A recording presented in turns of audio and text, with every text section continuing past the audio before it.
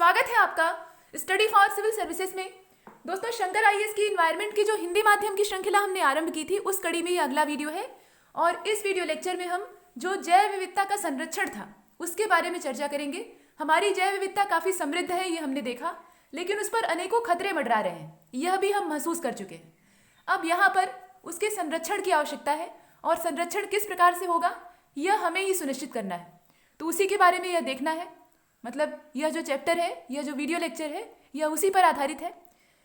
और हम जानते हैं कि जैव विविधता हमें जितना देती है, मतलब जो प्राकृतिक विविधता है और प्रकृति है सीधे तौर पर, वह हमें जितना दे देती है, उसके मूल्य का अंदाज़ा लगाना भी बहुत मुश्किल काम है।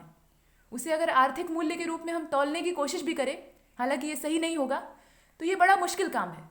प्रकृति से जितना हम लेते हैं उसे हम लौटा नहीं सकते, ये बहुत निश्चित बात है, लेकिन फिर भी एक समुचित उपयोग कर सकते हैं और जो चीज़ें नष्ट हो रही हैं उनका संरक्षण करके प्रकृति में कुछ योगदान तो दे ही सकते हैं। तो उसी पर आधारित है ये वीडियो लेक्चर। और आगे बढ़े इससे पहले कुछ जानकारी हमारे कोर्सेज के बारे में, तो आइए पहले उसे देख लेते हैं। दोस्तों, हमारे पेड कोर्सेज अलग अलग सिविल सेवा परीक्षाओं के लिए संचालित हो रहे हैं, जिसमें यूपीपीएससी, एमपीपीएससी और बीपीएससी द्वारा कंडक्ट होने वाले एग्जाम्स हैं। इसके अलावा संघ लोक सेवा आयोग की सिविल सेवा प्रारंभिक परीक्षा के लिए भी इसे लॉन्च किया गया है। और ये सारे कोर्सेज वर्तमान में टेलीग्राम के माध्यम से चलाए जाते हैं। अगर आप इनसे जुड़ना चाहते हैं और घर बैठे अपनी तैयारी को एक नया आयाम देना चाहते हैं, तो नीचे दिए गए मोबाइल नंबर जो है, 2 नंबर आपको दिख रहे हैं, उस पर संपर्क कर सकते हैं। इसके अलावा मुफ्त सुविधा की अगर बात की जाए तो 2 विकल्प आपके पास है। एक टेलीग्राम का चैनल है, only UPPSC by study for civil services, आप उसे ज्वाइन कर लीजिए। अगर आप वहाँ जुड़े रहेंगे तो हमेशा अद्यतन रहेंगे, जितनी भी सूचनाएं हैं वो आप तक पहुँचती रहेंगी। इसके अतिरिक्त यूट्यूब सबसे बढ़िया माध्यम है। यूट्यूब पर जितने भी वीडियोस हमारे हैं और जितने भी चैनल हैं वो सभी फ्री ऑफ कॉस्ट हैं। आप वहाँ पर उन्हें सब्सक्राइब कर लीजिए और वीडियोस को देखिए, सुनिए और उससे नोट्स बनाइए। ये आपके खुद के बनाए नोट्स होंगे और आपके लिए ज़्यादा फायदेमंद होंगे। वीडियोस हमेशा फ्री थे, हैं और रहेंगे, ये हमारी कमिटमेंट है, तो आप इसका पूरा फ़ायदा उठाइए। वीडियो अच्छा लगे तो लाइक करिए और शेयर करिए। शेयर करने से ये दूसरों तक पहुँचेगा और दूसरों के लिए भी लाभकारी होगा। ये कुछ बातें थी, इन्हें आप रोज़ सुनते हैं। अब चलते हैं आगे। दोस्तों, जैव विविधता के संरक्षण की 2 विधियां हैं। एक तो एक्स सीटू है और दूसरी इन सीटू है। एक्स सीटू का मतलब होता है बाह्य स्थाने, और इन सीटू का मतलब होता है स्वस्थाने। तो यह स्वस्थाने और बाह्य स्थाने की जो विधियां हैं, इसके द्वारा जैव विविधता को संरक्षित किया जाता है। इसके बारे में हमने सुना तो है पहले, इससे पहले जो पीडीएफ था उसमें हम देख भी चुके हैं। यहाँ पर इसकी थोड़ी और विस्तार से चर्चा होगी और इसमें कुछ नई चीज़ों को जोड़ा जाएगा, जोड़कर देखा जाएगा। जो स्वस्थानीय संरक्षण होता है उसके अंतर्गत हमने देखा था कि राष्ट्रीय उद्यान आते हैं, वन्य जीव अभ्यारण्य आते हैं, जैव मंडल आरक्षित क्षेत्र आते हैं, और इसके अलावा जो आरक्षित वन क्षेत्र होते हैं, संरक्षित वन होते हैं, और पवित्र उपवन और झीलें, यह सब स्वस्थानीय संरक्षण का अच्छा उदाहरण है। इसी प्रकार से जो बाह्य स्थानीय संरक्षण की विधियाँ थी, उसमें हमने चिड़ियाघर को देखा था। इसके अलावा जो बोटेनिकल गार्डन था यानी वनस्पति उद्यान, उसके बारे में देखा, जीन बैंक के बारे में देखा, बीज बैंक के बारे में देखा। यह सब क्या है? यह बाह्य स्थानीय संरक्षण की विधियां हैं। मतलब प्रजाति जहाँ की मूल निवासी नहीं है वहाँ पर उसका संरक्षण किया जाए। इसके बाद जीन सफारी पार्क के बारे में देखा, ऊतकीय संवर्धन केंद्र के बारे में देखा, और जो क्रायो प्रिजर्वेशन की विधि थी, क्रायो प्रिजर्वेशन की जो विधि थी या टेक्नोलॉजी थी, उसके बारे में देखा। मतलब यहाँ पर बाह्य स्थानीय संरक्षण में यह सब कुछ आता है। कौन कौन सी चीज़ें? चिड़ियाघर आता है, वनस्पति उद्यान आता है, जीन बैंक आता है, बीज बैंक आते हैं, मतलब बीजों को सुरक्षित करके रखा जाता है या जेनेटिक्स का संरक्षण किया जाता है। इसके अलावा जीन सफारी पार्क है, यह भी क्या है? यह बाह्य स्थानीय संरक्षण का ही एक तरीका है। इसके अतिरिक्त ऊतकीय संवर्धन केंद्र है, क्रायो प्रिजर्वेशन की जो टेक्नोलॉजी है वह भी इसी में शामिल है, इसी का बेस है। यहाँ पर आप इसे लिखित रूप में देख पा रहे हैं, स्वस्थाने और बाह्य स्थाने, यानी इन सीटू और एक्स सीटू, इस प्रकार के संरक्षण के 2 तरीके जैव विविधता के हैं। इसे लिखित रूप में देख लीजिए। राष्ट्रीय उद्यान है, वन्य जीव अभ्यारण्य है, इसके अलावा जैव मंडल आरक्षित क्षेत्र है, आरक्षित वन है, संरक्षित वन है, और पवित्र उपवन और झीलें हैं। ये सब क्या है? ये स्वस्थानीय संरक्षण के तरीके हैं। इसके बाद बाह्य स्थानीय संरक्षण की अगर हम बात करें, जो कि है एक्स सीटू, तो इसमें चिड़ियाघर आता है, वनस्पति उद्यान आते हैं, जीन बैंक आता है, बीज बैंक आता है, इसके अलावा जीन सफारी पार्क और ऊतकीय संवर्धन केंद्र, ये सब इसका हिस्सा है। और कुल मिलाकर दोनों का उद्देश्य एक ही है, लेकिन दोनों में से जो ज़्यादा सहज विधि है, ज़्यादा आसानी से इस्तेमाल की जाने वाली और कम लागत वाली विधि है, वो है इन सीटू संरक्षण। इन सीटू में लागत कम लगती है और ज़्यादा सहजतापूर्ण तरीके से संरक्षण हो भी जाता है। वो जीव प्रजाति भी ज़्यादा सहज महसूस करती है, क्योंकि उसे कहीं जगह नहीं बदलनी पड़ती। उसे स्थान परिवर्तित करके किसी दूसरे स्थान पर नहीं ले जाया जाता, बल्कि जहाँ की वो मूल निवासी होती है वहीं पर उसे संरक्षित किया जाता है। इसकी तुलना में जो XC2 है, ये वाला बाह्य स्थानीय संरक्षण की विधि, इसमें दिक्कतें आती हैं। किसी जीव प्रजाति को या किसी भी चीज़ को उसके मूल स्थान से हटाकर किसी दूसरे स्थान पर संरक्षित करने में बड़ी दिक्कतें आती हैं, बड़ा खर्चा लगता है। उसके अलावा जीव प्रजाति बचेगी या नहीं, इसमें भी संदेह होता है। तो ये वाली विधियाँ थोड़ी मुश्किल है, इनमें ज़्यादा इफोर्ट लगाने की, प्रयास करने की आवश्यकता होती है। उसकी तुलना में जो इन सीटू संरक्षण है, यह कम लागत वाला होता है और ज़्यादा प्रभावी होता है, यह आसानी से हो जाता है। तो इन्हीं के बारे में अब देखना है। आइए शुरू करते हैं। सबसे पहले देखेंगे जो बाह्य स्थानीय संरक्षण है, यानी XC2 संरक्षण है, उसके बारे में। तो जैव विविधता के जैविक घटकों, मतलब जैव विविधता में जो जैविक घटक होते हैं, दोनों घटक होते हैं, ये बात आप जानते हैं, अजैविक और जैविक, लेकिन यहाँ पर जो जीवित चीज़ें हैं उसी की बात हो रही है। तो जैविक घटकों, या दूसरे शब्दों में हम कहें तो जो संकटोपन्न, मतलब संकटग्रस्त पौधे और जंतु हैं, दोनों के बारे में यहाँ कहा जा रहा है। इनको उनके प्राकृतिक आवास से अलग कर दिया जाता है। जहाँ के वो मूल बाशिंदे हैं वहाँ से उसे अलग करके किसी दूसरे स्थान पर जहाँ सुरक्षित जगह हो वहाँ संरक्षित करने का तरीका अपनाया जाता है। और यह जो तरीका है यही कहलाता है बाह्य स्थानीय संरक्षण। इसी को हम लोग कहते हैं बाह्य स्थानीय संरक्षण। और इस तरीके में दिक्कतें ज़्यादा होती हैं, क्योंकि दूसरे स्थान पर वैसा ही माहौल बनाकर देना पड़ता है जैसे मूल स्थान पर वो रहता था। जैसे मान लीजिए जो गैंडा है, एक सींग वाला गैंडा, वो काजीरंगा के अभयारण्य में अपने प्राकृतिक आवास में रह रहा है। तराई क्षेत्र उसको पसंद होता है, कीचड़ वाली जमीन उसको पसंद होती है, आर्द्रता युक्त वातावरण चाहिए होता है। अब उसका संरक्षण अगर राजस्थान में करना पड़े, हालांकि ये मूर्खता होगी, लेकिन फिर भी अगर उसका संरक्षण राजस्थान वाले एरिया में करना पड़े तो ये बहुत ही दुरूह कार्य है, मुश्किल काम है। तो इसी प्रकार की कठिन विधि होती है बाह्य स्थानीय संरक्षण। हालांकि इसके लिए उपयुक्त जलवायु वाले क्षेत्रों को ही चुना जाता है, लेकिन कभी कभी बड़ी ही प्रतिकूल जलवायु में भी संरक्षण किया जाता है आजकल जो विधियां हैं उनका इस्तेमाल करके। अब इसमें जो चीज़ें आती हैं उन्हें आपने देखा ही। जो चीज़ें आती हैं उसमें वनस्पति उद्यान है, चिड़ियाघर है, इसके अलावा जीन बैंक, जीव सफारी पार्क, ये सब इसी विधि के अंतर्गत आते हैं।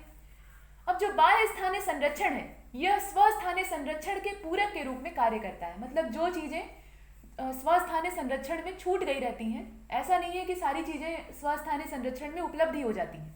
बहुत सी ऐसी चीज़ें होती हैं जो कि रह जाती हैं, मतलब उनकी कमी रह जाती है, तो उस कमी की पूर्ति करने के लिए इसका इस्तेमाल किया जाता है। मतलब जो प्रजाति एकदम से उनके स्थान पर संरक्षित नहीं हो पा रही है उसके लिए इस विधि को अपनाया जाता है। मतलब ये कम क्षेत्रों में इस्तेमाल होने वाली विधि है, या कम मात्रा में इस्तेमाल होने वाली विधि है। ज़्यादा मात्रा में उसी का इस्तेमाल करते हैं, मतलब उसी का प्रयोग करते हैं जो स्वस्थानीय वाली। ये हमने देखा, यहाँ पर आप इसे लिखित रूप में देख लीजिए। और उदाहरण के लिए ऐसे बहुत से जीव जंतु और पौधे हैं जो अपने प्राकृतिक आवासों यानी वनों में तो विलुप्त हो गए, मतलब जहाँ के मूल बाशिंदे थे वहाँ पर नहीं पाए जा रहे हैं, लेकिन जंतु और वनस्पति उद्यानों में सुरक्षित है। वही बात है बाह्य स्थानीय संरक्षण की जो विधि है उसको आप यहाँ देख सकते हैं। अब मनुष्य द्वारा आरंभ से ही जो पालतू बनाए जाने वाले जंतु और पौधे हैं, मनुष्य ने बहुत से जंतुओं को और कुछ पौधों को अपना पालतू बना लिया है। पौधों को भी पालतू बना लिया है, उन्हें भी वो उगाता है अपने लिए, अपने फायदे के लिए, अपने पास रखता है, अपने आसपास, और उन्हें संरक्षण भी देता है। संरक्षण क्यों देता है? क्योंकि उससे उसका फायदा होता है। और इसके अलावा मनुष्य ने बहुत से पशुओं को भी पालतू बनाया। तो यह जो पालतू पशु हैं यह स्वतंत्र रूप से अब पर्यावरण में नहीं रह सकते। अब इनकी जो भूमिका है वो पालतू वाली ही रह गई है। यह स्वतंत्र रूप से पर्यावरण में अब नहीं रह सकते, पहले के समय में रहते थे। अब इनके अंदर ऐसा ही अनुकूलन हो गया है कि यह पालतू रूप में रह सकते हैं, मतलब इन्हें बाहर से संरक्षण की आवश्यकता होती है, और इसलिए जो बाह्य स्थानीय संरक्षण है उसकी ज़रूरत पड़ती है। मतलब इस प्रकार के जो पशु हैं उन्हें बाह्य स्थानीय संरक्षण की आवश्यकता पड़ती है, क्योंकि उनके अंदर अनुकूलन या जो ढलने की प्रकृति है वो भी इसी प्रकार की हो गई है। यह पालतू बने रहने के लिए ही उपयुक्त हो गए। अब देखिए जो बाह्य स्थानीय संरक्षण है इसमें जिन जीवों को संरक्षित किया जाता है उनका शोध करके उनका परिरक्षण और संवर्धन करना आसान हो जाता है। बाह्य स्थानीय संरक्षण में कुछ खर्चे तो ज़्यादा हैं और दिक्कतें भी हैं, लेकिन उसके साथ साथ कुछ फायदे हैं। स्वस्थानीय संरक्षण में इन जीवों पर अच्छे प्रकार से शोध करने के लिए नहीं मिलता, लेकिन जो बाह्य स्थानीय संरक्षण होता है उसमें इन जीवों पर अच्छे तरीके से शोध किया जा सकता है। मतलब इनके ऊपर पूरा रिसर्च करके जो इनके अंदर कमियां हैं या फिर इनके संरक्षण में जो रुकावटें आ रही हैं उन पर ध्यान लगाया जा सकता है, उसका अध्ययन करके उसे दूर किया जा सकता है। तो ये सब चीज़ें हैं, इस वजह से इनका संवर्धन जो है वो आसान हो जाता है। और बाह्य स्थानीय संरक्षण जीवों और उनके वातावरण के प्रति लोगों में जागरूकता भी पैदा करता है। ये जो बाह्य स्थानीय संरक्षण है, ये जिस स्थान पर जीव संरक्षित करके रखा जाता है और लोगों को दिखाया जाता है, जैसे मान लीजिए चिड़ियाघर है या इस तरह के जो बोटेनिकल गार्डन है, वनस्पति उद्यान, वह भी क्या है, वह वनस्पतियों का चिड़ियाघर है। चिड़ियाघर में आप जानवरों को देखते हैं और वनस्पति उद्यान में पौधों को देखते हैं। तो पौधे क्या है, वहाँ पर एक तरह से अपने चिड़ियाघर में ही तो है, क्योंकि वह वहाँ के मूल बाशिंदे नहीं होते। एक वनस्पति उद्यान में दूर दराज से बहुत सारी प्रजातियों को इकट्ठा किया जाता है, तो वह एक तरह से चिड़ियाघर में रखकर नुमाइश के तौर पर दिखाई जाती है। तो इससे लोगों में जागरूकता फैलती है। हालांकि जागरूकता कितनी फैलती है यह हम सभी महसूस करते हैं। चिड़ियाघर में जानवरों को हम देखते हैं और उनकी स्थिति बहुत दयनीय भी अगर हो तो बहुत से लोग खुश होते हैं, वो बिस्कुट खिलाने लगते हैं, ये नहीं सोचते कि उनके संरक्षण का उपाय किया जाना चाहिए। और चिड़ियाघर में ज़्यादातर जो है जानवरों का शोषण होता है, इसमें कोई संदेह नहीं है। परोक्ष रूप से, प्रत्यक्ष रूप से नहीं होता। प्रत्यक्ष रूप से शोषण करेंगे तब तो दिक्कतें आ जाएंगी, लेकिन परोक्ष रूप से बहुत तरह का शोषण होता है। किसी भी जीव को जो स्वच्छंद रहने वाला है उसको आप पिंजरे में बंद कर दीजिए, सोचिए वो कितनी बुरी स्थिति में रहेगा। जैसे मान लीजिए कोई तोता है, उसे आपने अपने मनोरंजन के लिए पिंजरे के अंदर बंद कर लिया, वो खुश रहेगा? कभी कभी नहीं रह पाएगा। तो वही चीज़ चिड़ियाघर के जानवरों के साथ भी होती है। जितने अच्छे वो अपने निकेत में होते हैं, अपने स्वस्थानीय संरक्षण की स्थिति में होते हैं, उतना ज़्यादा वो उस स्थान पर नहीं रह पाते। तो ये चीज़ें हैं। हालांकि हर जीव का उसके मूल स्थान पर संरक्षण संभव नहीं है, और संभव नहीं है इसीलिए ऐसे प्रयास किए जाते हैं। इसी प्रकार से जो बोटेनिकल गार्डन होते हैं, वहाँ भी जो वनस्पतियाँ होती हैं, अब मान लीजिए कोई तराई क्षेत्र वाला बोटेनिकल गार्डन है, मतलब वहाँ नमी की मात्रा ज़्यादा है, और वहाँ पर आप रख दीजिए नागफनी, नागफनी वहाँ खुश रहेगा? कभी नहीं रह पाएगा। और वैसे ही मान लीजिए कोई शुष्क क्षेत्र का बोटेनिकल गार्डन है, वहाँ पर आप कोई जो वर्षा वन के वनस्पतियों की प्रजातियाँ हैं उनमें से किसी को लगा दीजिए, मान लीजिए वो जी भी जाए, आपने उसे किसी प्रकार से जीवित रख भी लिया, तो वह प्रसन्न नहीं रहेगी। और प्रसन्न रहने का मतलब क्या? स्वस्थ नहीं रह पाएगी। पौधे जो हैं वो अपनी भावनाओं को यहाँ जाहिर नहीं कर सकते, लेकिन वो स्वस्थ नहीं रह पाएगी, कहने का मतलब ये है। तो इस प्रकार से ये जो तकनीक है ये व्यवहारिक तो नहीं है, लेकिन अध्ययन की सुविधा की दृष्टि से अच्छी मानी जाती है, इसलिए बाह्य स्थानीय संरक्षण करते हैं। ये चीज़ें हैं, और लोगों में जागरूकता फैले इसलिए उन्हें दिखाया जाता है कि अच्छा देखिए ये जीव जो है ये बड़ा दुर्लभ है, आज इसको आप अपने सामने देख रहे हैं, और कुछ दिन बाद अगर आप इसका संरक्षण नहीं करेंगे तो ये विलुप्त हो जाएगा। और बाद में उस जीव को कितनी तकलीफ़ें दी जाती हैं उसको कोई नहीं सोचता। तो ये चीज़ें हैं। ये पीछे का जो पक्ष है, पहलू है, उसको हम यहाँ देख रहे हैं। जो सामने से दिखाई देता है वो तो बड़ा चमकदार होता है, बड़ा अच्छा होता है। अब देखिए आजकल जो निम्न ताप परिरक्षण है इसको क्रायो प्रिजर्वेशन कहा जाता है। एक शब्द हमने इस्तेमाल किया था जिसका नाम था क्रायो प्रिजर्वेशन। यह जो क्रायो प्रिजर्वेशन है, प्रिजर्वेशन का मतलब क्या? संरक्षण। और यह संरक्षण कैसा है? यह परिरक्षण है। और कैसा परिरक्षण? निम्न ताप वाला। मतलब निम्न ताप पर किसी चीज़ को सुरक्षित रखना इस टेक्नोलॉजी के अंतर्गत आता है।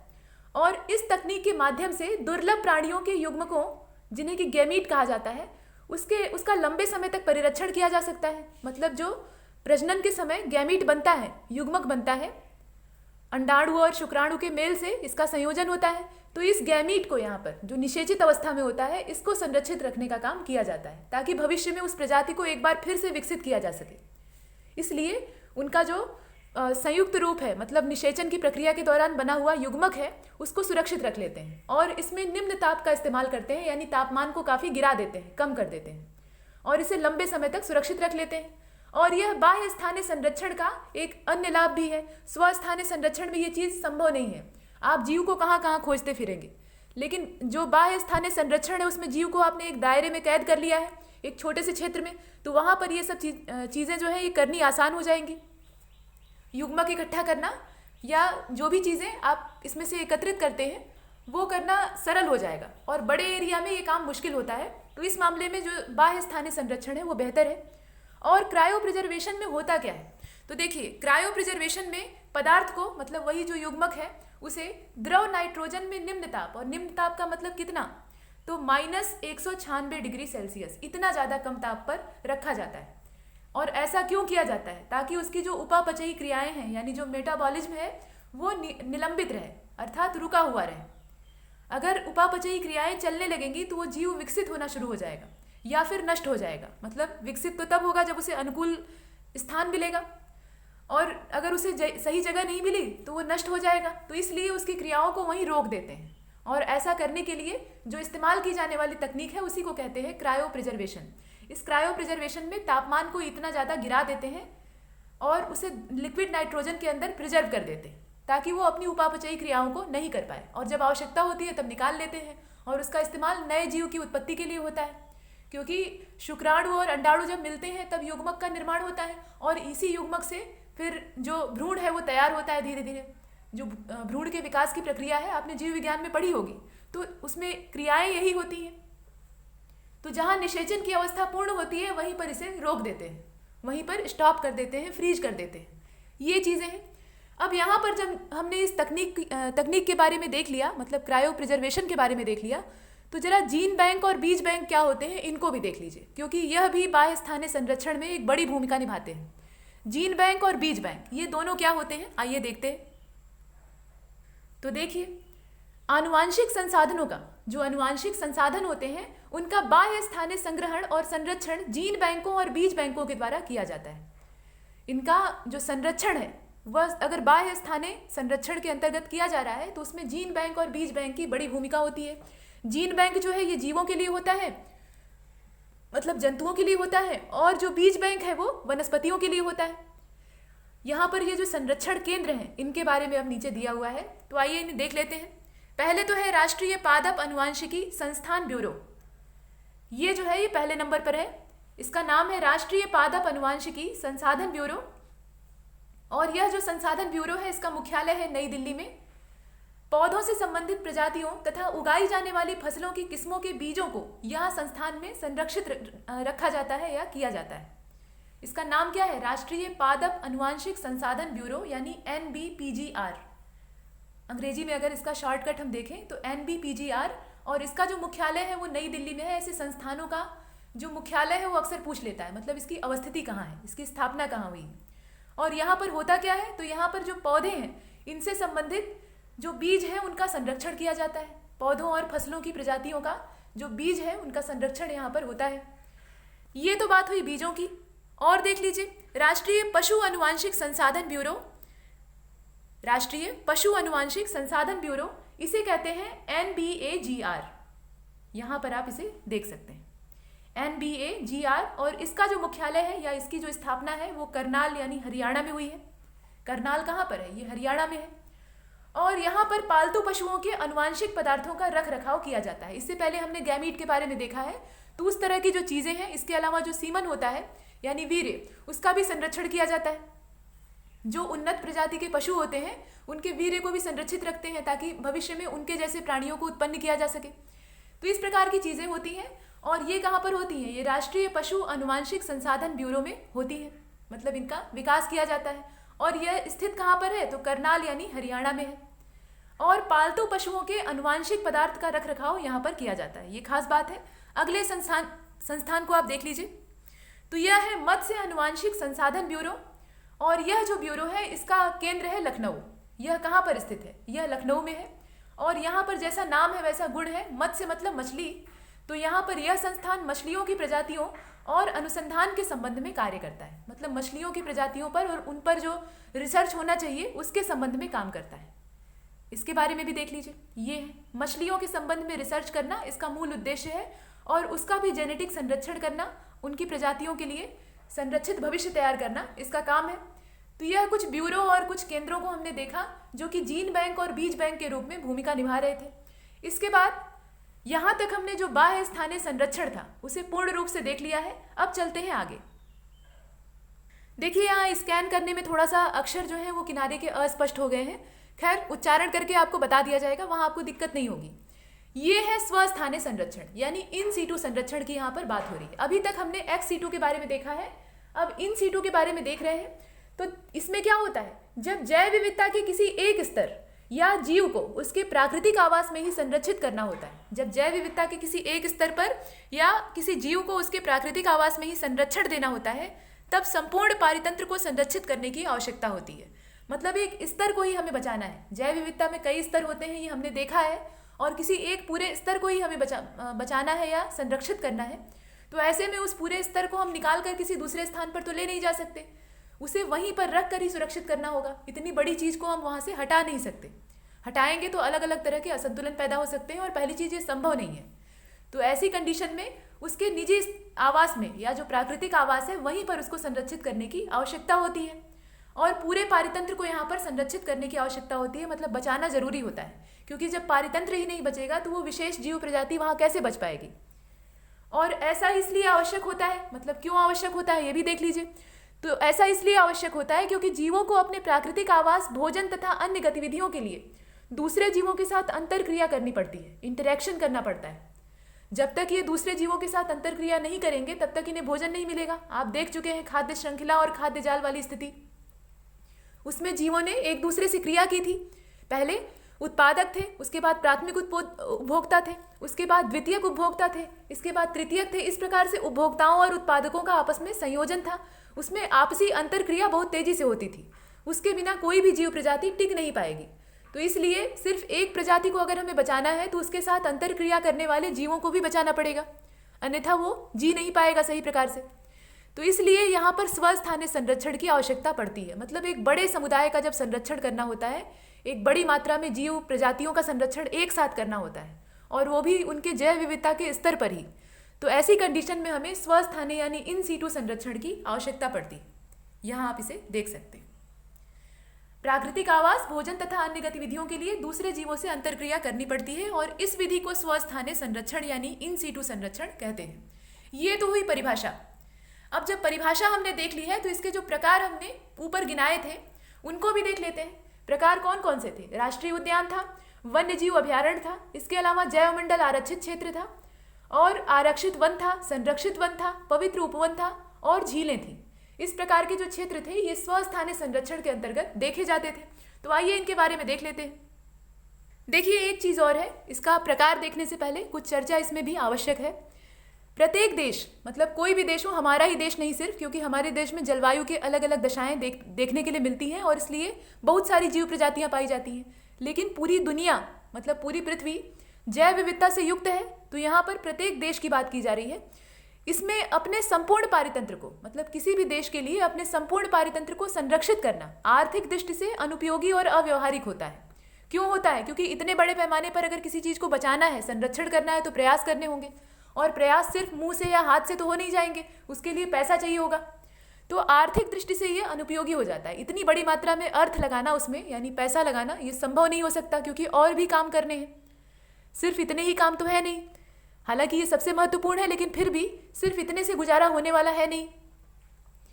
तो यह अव्यवहारिक विधि है और इसलिए विकास और पर्यावरण के बीच संतुलन बनाते हुए जैव विविधता और स्थानिक जातियों की उपलब्धता से परिपूर्ण कुछ ऐसे क्षेत्रों को चिन्हित किया जाता है जो कि पारिस्थितिकी दृष्टि से काफी ज्यादा उत्पादक होते हैं। मतलब कुछ विशेष क्षेत्रों का यहाँ पर चयन कर लिया जाता है और ये जो क्षेत्र होते हैं यह जैव विविधता और स्थानिक जातियों की उपलब्धता से परिपूर्ण होते हैं। वहाँ पर स्थानीय प्रजातियों की भी बहुलता होती है और जैव विविधता भी वहाँ की काफ़ी उच्च होती है। और यहाँ पर क्या किया जाता है? यहाँ संरक्षण के प्रयास किए जाते हैं जिससे कि पर्यावरण और जो विकास है उसके बीच में संतुलन बना रहे। और यह जो चिन्हित क्षेत्र होते हैं, मतलब इन्हें चिन्हित किया जाता है, पहले तो इन्हें मार्क किया जाता है कि ये कहाँ कहाँ पर है। और ऐसे जो क्षेत्र होते हैं इनकी पारिस्थितिकी उत्पादकता काफ़ी अच्छी होती है। यहाँ पर जैव विविधता प्रचुर होती है और पर्यावरण की जो दशाएं हैं वो काफ़ी अनुकूल होती हैं, इसलिए इनकी पारिस्थितिकी उत्पादकता काफ़ी अच्छी होती है और इन्हें कहते हैं जैव विविधता हॉटस्पॉट। हॉटस्पॉट के बारे में हमने बहुत सुन रखा है, तो यहाँ पर इसकी परिभाषा हम जान लेते हैं। ये जो जैव विविधता हॉटस्पॉट होते हैं ये मनुष्य के द्वारा घेरे गए या चिन्हित किए गए ऐसे क्षेत्र हैं जहाँ पर जैव विविधता की मात्रा प्रचुर है, सर्वोच्च है। अपने देश में कुछ ऐसे हॉटस्पॉट पाए जाते हैं। अब पूरी दुनिया में, मतलब पूरे विश्व में पहले इनकी संख्या, मतलब पहले के समय में जब आकलन किया गया था शुरुआती दौर में, तब ये 25 थी और वर्तमान में ये 35 हो गई है और 35 से भी ये बढ़ने की इसकी पूरी संभावना रहती है। इसलिए क्योंकि नए नए हॉटस्पॉट खोजे जाते हैं। वैज्ञानिकों को या जो पारिस्थितिकी विद हैं उन्हें लगता है कि कोई क्षेत्र हॉटस्पॉट बनाने योग्य है तो उसे बिना देर किए इस रेंज में शामिल करते हैं और ऐसा करने से उस क्षेत्र की ओर लोगों का ध्यान आकर्षित होता है और उसकी संरक्षण की दिशा में प्रयास किए जाते हैं। तो ये एक अच्छा काम है। तो ये जैव विविधता हॉटस्पॉट ये क्या है? ये तप्त स्थल के रूप में देखे जाते हैं। अब तप्त स्थल का मतलब ये नहीं कि यहाँ गर्मी ज़्यादा पड़ती है, यहाँ पर गर्मी से इसका कोई संबंध नहीं है। यहाँ पर जैव विविधता बहुत ज़्यादा सघन होती है, प्रचुर होती है और इस वजह से इन्हें हॉटस्पॉट के रूप में देखा जाता है। ये बातें थी हॉटस्पॉट के बारे में। अब चलते हैं आगे। देखिए, राष्ट्रीय उद्यान की परिभाषा देख लीजिए। राष्ट्रीय उद्यान किसे कहते हैं? राष्ट्रीय उद्यान, वन्य जीव अभयारण्य, जैव मंडल आरक्षित क्षेत्र, इस प्रकार के जो नाम हम देखते हैं, इनकी परिभाषा क्या हो सकती है?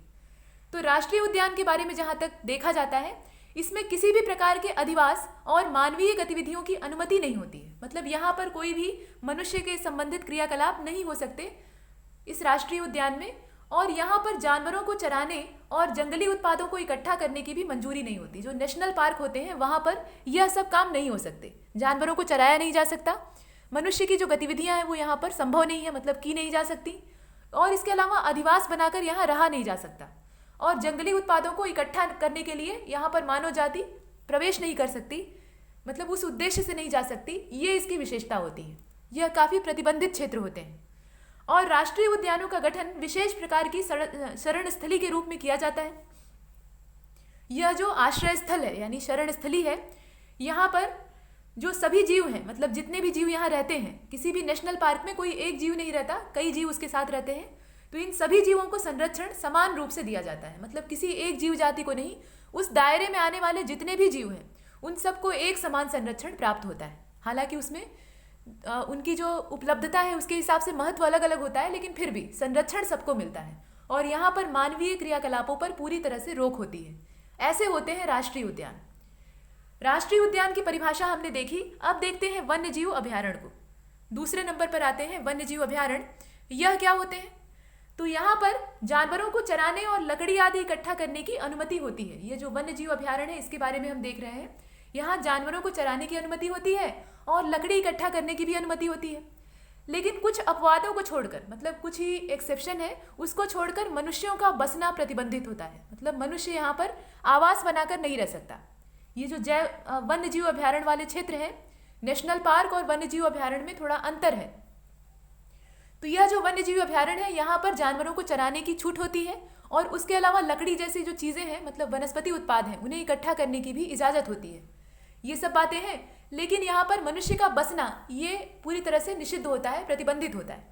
कुछ अपवाद हैं, कुछ स्थानों पर मनुष्य रहते हैं, वहाँ की स्थितियाँ थोड़ी भिन्न हैं, और यहाँ पर पर्यटन की अनुमति होती है। यहाँ पर्यटन के संदर्भ में घूमा जा सकता है।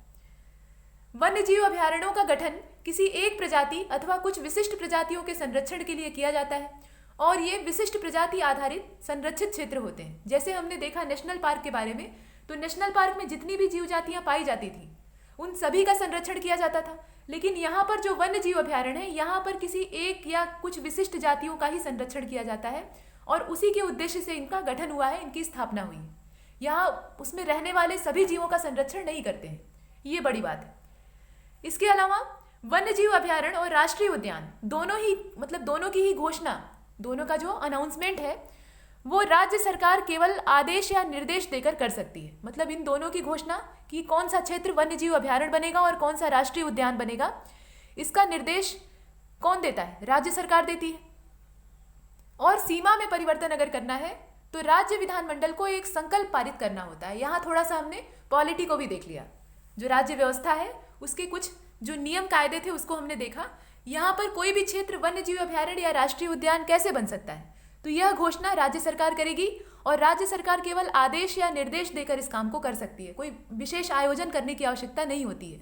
लेकिन अगर सीमा बदलनी हो, मतलब उसकी सीमा को बढ़ाना हो या घटाना हो, मतलब राष्ट्रीय उद्यान को बड़ा करना हो या छोटा करना हो, तो इसके लिए विधानमंडल जो राज्य का होता है वहाँ पर एक संकल्प पारित करना होता है, और तब ये काम किया जा सकता है। और एक अभयारण्य जो होता है, मतलब वन्य जीव अभयारण्य की बात की जा रही है, तो यहाँ पर राष्ट्रीय उद्यान में इसे बदला जा सकता है। मतलब वन्य जीव अभयारण्य से इसका जो कन्वर्जन है वो राष्ट्रीय उद्यान में हो सकता है, पर एक राष्ट्रीय उद्यान को वन्य जीव अभयारण्य घोषित नहीं किया जा सकता। ये बड़ी बात है। मतलब समझ रहे हैं, यहाँ पर जो वन्य जीव अभयारण्य है वो राष्ट्रीय उद्यान तो बन सकता है, लेकिन राष्ट्रीय उद्यान वन्य जीव अभयारण्य नहीं बन सकता। तो दोनों के बीच का जो अंतर है उसको समझिए। ऐसे ही बारीक अंतर वाले प्रश्न पूछे जाते हैं। इसके बाद एक और बचता है जैव मंडल आरक्षित क्षेत्र। जैव मंडल आरक्षित क्षेत्र यानी बायोस्फीयर रिजर्व, ये क्या होते हैं? तो देख लीजिए, जैव मंडलीय आरक्षित क्षेत्र, इसके बाहरी क्षेत्र में, बाहरी क्षेत्र मतलब आउटर जोन। अब इसमें आउटर जोन, कोर जोन और बफर जोन क्या होता है ये हम आगे देखेंगे। फिलहाल यहाँ इसे परिभाषा के तौर पर आप देख लीजिए। इसके बाहरी क्षेत्र में मनुष्यों को बसने और परंपरागत जो गतिविधियां होती हैं, कार्य होते हैं, उनको करने की अनुमति होती है। मतलब इसका जो बाहरी क्षेत्र होता है कोर एरिया में नहीं। कोर एरिया में ऐसी जो परमिशन है वो नहीं होती है। जो बाहरी इलाके होते हैं इसके, उसमें ऐसा किया जा सकता है। मतलब कोई भी जनजाति या कोई जो मनुष्य की जाति है जो कि वहाँ की स्थानिक है, वो वहाँ पर बस सकती है और अपने जो पारंपरिक क्रियाकलाप है उसको कर सकती है। ये 3 चीज़ें हमने देखी जो कि स्वस्थानीय संरक्षण के अंतर्गत सबसे महत्वपूर्ण थी। कौन कौन सी? तो राष्ट्रीय उद्यान, वन्यजीव अभ्यारण्य और जैवमंडल आरक्षित क्षेत्र। इसके अलावा और भी कुछ चीज़ें हैं, जैसे कि जो पवित्र उपवन है उसकी बात हमने देखी थी। पवित्र उपवन है, संरक्षित वन है और आरक्षित वन है, तो इनके बारे में भी चर्चा होगी। फिलहाल इस टॉपिक को यहीं छोड़ते हैं। मतलब ये जो हम वन्य जीव अभ्यारण्य और राष्ट्रीय पार्क और इस प्रकार के राष्ट्रीय उद्यानों को देख रहे थे, इन्हें यहीं छोड़ देते हैं। इनके बारे में हमने पर्याप्त चर्चा कर ली है। सबके बीच का अंतर पता होना चाहिए। इसमें सबसे ज़्यादा जो रेस्ट्रिक्टेड एरिया होता है वो राष्ट्रीय उद्यान होता है, उससे थोड़ी ढील होती है वन्य जीव अभ्यारण्य में, और उससे भी ज़्यादा खुली छूट होती है जो जैव मंडल आरक्षित क्षेत्र होता है वहाँ पर, यानी बायोस्फीयर रिजर्व वाला क्षेत्र होता है वहाँ पर। इसके बाद आप पवित्र वनों को देख लीजिए। यह जो पवित्र उपवन शब्द का इस्तेमाल किया गया था, ये असल में क्या होते हैं? पवित्र उपवन शब्द का इस्तेमाल हमने किया था और भारत में इन पवित्र उपवनों को अलग अलग स्थानीय नामों से जाना जाता है। भारत में ये कई स्थानों पर है और इनका अलग अलग नाम है। तो इन नामों को हम यहाँ देख लेते हैं। ऊपर का जो PDF है वो थोड़ा सा कट गया है, बनाने के चक्कर में थोड़ा डिस्टर्ब हो गया है वहाँ से। वो लिखा हुआ है पवित्र वन, और पवित्र वन नाम से संबोधित किया जाता है आंध्र प्रदेश में। इनकी जो संबोधन की शैली है पवित्र वन, ये कहाँ पर है? आंध्र प्रदेश में है। उसी प्रकार से गुम्पा वन है। यह जो गुम्पा वन है ये अरुणाचल प्रदेश में है। इनकी जो अवस्थिति है, मतलब जो राज्य है वो अरुणाचल का है। इसके अलावा देवराय पन्न है। ये जो देवराय पन्न है ये गोवा में है। इसको आप यहाँ देख सकते हैं, ये गोवा का क्षेत्र है। यहाँ पर स्पेलिंग भी दी है, तो आप उच्चारण और स्पेलिंग दोनों देख सकते हैं। पहले हमने देखा पवित्र वन को जो कि आंध्र प्रदेश का था, उसके बाद गुम्पा वन को देखा जो कि अरुणाचल का था, इसके बाद देवराय पन्न को देखा जो कि गोवा में है। इसके बाद आप सरना को देख लीजिए। यह जो सरना है यह कहाँ पर है? यह झारखंड में है। देवरा काडू है या देवारा काडू है, इसे आप यहाँ देख रहे हैं। ये वाला, ये कहाँ पर है? ये कर्नाटक में है। इसी प्रकार से काबू या सारा काबू है। काबू या सारा काबू ये कहाँ पर है? ये केरल में है। इसके अलावा देवराय या देवराहाती या देवगुडी, ये जो 3 शब्द आपको देखने के लिए मिल रहे हैं, देवराय है, देवराहाती है और देवगुडी है, इसका संबंध किससे है? ये महाराष्ट्र से है। और अभी हम जो चर्चा कर रहे हैं, ये जो चर्चा हो रही है ये पवित्र उपवनों के बारे में हो रही है। हम उनके स्थानिक नामों को देख रहे हैं, जो स्थानीय नाम है उनकी चर्चा कर रहे हैं। इसके बाद और भी है, तो इसको थोड़ा ऊपर की तरफ ले चलते हैं। ये देखिए गमखाप है, गमखाप है और मोहाक है, इसके बारे में देख लीजिए। ये है गमखाप और ये है मोहाक, ये कहाँ पर है? ये मणिपुर में है। इसके बाद कीला लिंगदो है, कीला कितांग है, इस तरह के नाम है। और भी है, देखिए कीला नियाम है, ये कहाँ पर है? ये मेघालय में है। इनकी जो अवस्थिति है इन तीनों के बारे में देख लीजिए। कीला लिंगदो है, कीला कितांग है और कीला नियाम है। सब में कीला लगा हुआ है, नाम आगे भिन्न भिन्न है। तो इसकी अवस्थिति है मेघालय में, मतलब मेघालय में पवित्र उपवनों को इस नाम से जाना जाता है। इसके बाद जाहेड़ा और ठाकुरामा है।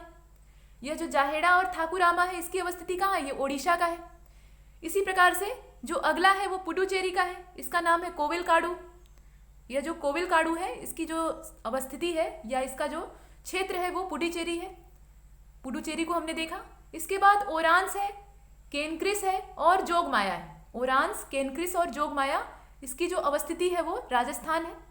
इसी प्रकार से और भी है, देखिए स्वामी सोला है और कोइल काडू है, इसे आप यहाँ देख सकते हैं। स्वामी सोला है, इसके अलावा कोइल काडू है।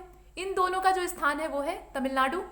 इसी प्रकार से देवभूमि बुग्याल, बुग्याल का मतलब क्या? अल्पाइन के ये उपवन होते हैं, अल्पाइन क्षेत्र के ये उपवन के रूप में देखे जाते हैं। बुग्याल जो है एक चारागाह भूमि की टाइप के होते हैं। अब देखिए ये उत्तराखंड में है। ये दोनों ही, देवभूमि भी और बुग्याल भी, इनका जो संबंध है वो उत्तराखंड से है। और इसी प्रकार से अंतिम वाला है पश्चिम बंगाल का, और इसमें हम देखते हैं गर्मिथ्यान को, हरिथान को और जहेड़ा को। गर्मिथ्यान है, हरिथान है और जहेड़ा है, इसका संबंध है पश्चिम बंगाल से। तो ये तो बातें हुई पवित्र उपवनों के बारे में और उनके स्थानिक नामों के बारे में। और हम चर्चा कर रहे थे जो स्वस्थानीय संरक्षण की विधियां थी उसकी। यहाँ तक हमने इसे देखा। और एक चीज़ और है कि भारत में जैव विविधता हॉटस्पॉट की जो चर्चा हुई थी, हॉटस्पॉट के संदर्भ में हमने पूरे विश्व की चर्चा की थी और हमने देखा था कि पहले इनकी संख्या 25 थी और बाद में इनकी संख्या जो है, पहले इनकी संख्या कितनी थी, 25 थी, और बाद में इनकी संख्या बढ़कर कितनी हो गई, 35 हो गई। और इनमें लगातार वृद्धि होने की संभावना बनी रहती है, ये अपडेट होता रहता है, क्योंकि पारिस्थितिकीविदों को लगता है कि अगर कोई क्षेत्र संरक्षित करने योग्य है तो उसको संरक्षण दिया जाना चाहिए और उसे हॉटस्पॉट की श्रेणी में रखा जा सकता है। तो इस प्रकार से इनका जो बढ़ोतरी होने का क्रम है वो चलता रहता है। फिलहाल भारत में जो जैव विविधता हॉटस्पॉट है उसके 4 क्षेत्रों का चयन किया गया है। भारत के संदर्भ में, मतलब भारतीय उपमहाद्वीप की बात की जा रही है, तो उसके संदर्भ में जो जैव विविधता हॉटस्पॉट है उसके 4 क्षेत्रों का चयन किया गया है। कौन कौन सा? तो पश्चिमी घाट और श्रीलंका, ये पहला क्षेत्र है, पश्चिमी घाट का क्षेत्र और श्रीलंका। याद रखिएगा, यहाँ पर भारतीय उपमहाद्वीप की चर्चा हो रही है, यहाँ पर सिर्फ भारत भूमि की चर्चा नहीं हो रही है। तो पश्चिमी घाट और श्रीलंका, इसके बाद इंडो बर्मा क्षेत्र, पूर्वी हिमालय और सुंडालैंड। कौन कौन से 4 नाम है? तो पश्चिमी घाट और श्रीलंका, इसके बाद इंडो बर्मा क्षेत्र, पूर्वी हिमालय और सुंडालैंड। ये 4 जैव विविधता हॉटस्पॉट हैं भारत के, मतलब भारतीय उपमहाद्वीप के संदर्भ में। और उसमें से अगर मुख्य भारत भूमि की हम बात करें तो उसमें 2 ही हैं जिनके नाम आप जानते हैं, एक तो हिमालयी क्षेत्र है और दूसरा पश्चिमी घाट है। अब भारत में जो पारिस्थितिकीय रूप से सबसे ज़्यादा महत्वपूर्ण क्षेत्र है, मतलब जैव विविधता से समृद्ध क्षेत्र हैं, उनको राष्ट्रीय उद्यानों, वन्य जीव अभयारण्यों और जीवमंडल आरक्षित क्षेत्रों में बांटा गया है। भारत में 1972 में, 1972 में, ये जो चीज़ें हैं इनको याद रख लीजिएगा। भारत में 1972 में ये जो सन है इसमें क्या हुआ था? वन्य जीव संरक्षण अधिनियम आया था। ये सन देखते ही दिमाग में कौंध जाता है, क्या कौंध जाता है? वन्य जीव संरक्षण अधिनियम का नाम, क्योंकि इस पर हमेशा ही प्रश्न बनते हैं। यह पारित किया गया था 1972 में और इसके अंतर्गत राष्ट्रीय उद्यानों और वन्य जीव अभयारण्यों की स्थापना हुई थी। मतलब जो ये राष्ट्रीय उद्यान और वन्य जीव अभयारण्य बनने शुरू हुए, इनकी स्थापना शुरू हुई, वो कैसे हुई? उसकी शुरुआत होती है 1972 के इस वन्य जीव संरक्षण अधिनियम से। वन्य जीव संरक्षण अधिनियम से इसका आरंभ होता है। और इसके बाद जो जैव मंडल आरक्षित क्षेत्र थे वह यूनेस्को का जो मैब कार्यक्रम था, यूनेस्को, इसके बारे में हम जानते हैं, इसे आप देख लीजिए। यूनेस्को का जो मैब नाम का कार्यक्रम था, MAB मैब, इस कार्यक्रम के बारे में भी आगे डिटेल में चर्चा होगी।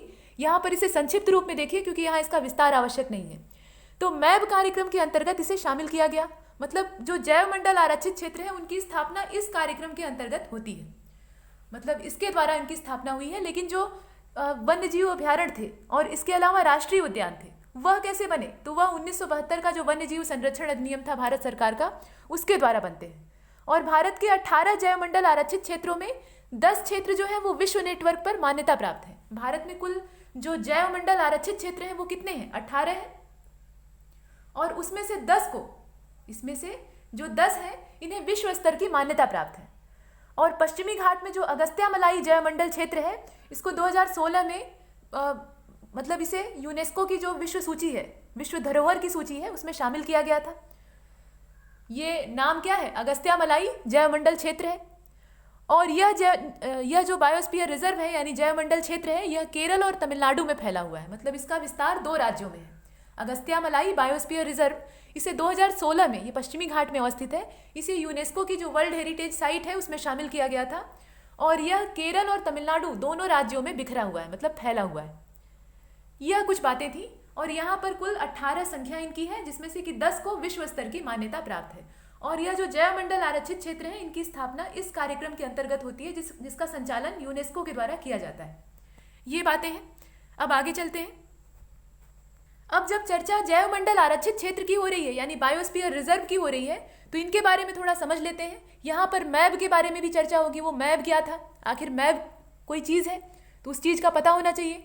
देखिए, प्राकृतिक और जो सांस्कृतिक दृश्य भूमियाँ होती हैं उन्हें सम्मिलित रूप से, मतलब यहाँ पर अगर हम परिभाषा के तौर पर देखें तो प्राकृतिक और सांस्कृतिक दृश्य भूमियों का सम्मिलित रूप जो कि बृहद स्थलीय, मतलब बड़े स्थल पर फैला हुआ या जलीय पारितंत्र को समाहित करता है। मतलब इसमें स्थलखंड भी हो सकता है और जलभूमि भी हो सकती है।